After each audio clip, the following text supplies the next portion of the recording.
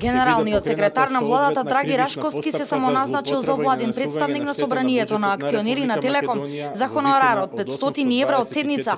Обвини членот на извршниот комитет на ВМРО ДПМН е Никола Србов, додавајќи дека Рашковски е претседател на собранието на акционери. Според Србов, Рашковски се само предложил, а Зоран Заев и владата ја одобриле ваквата одлука. Ова е документот каде се гледа дека на 3 август владата го властила Драги Рашковски да присуствува и да биде владен представник на собранието на акционери на Телеком. А ваквиот документ си го потпишал токму самиот Рашковски. Што значи, Рашковски си се предлага, Рашковски си се потпишува, Рашковски си се назначува.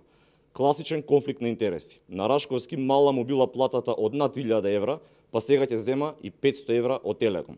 Од владата потврдуваат дека Рашковски е определен како владин представник во акционерскиот дел кој Република Македонија го има во Македонски Телеком.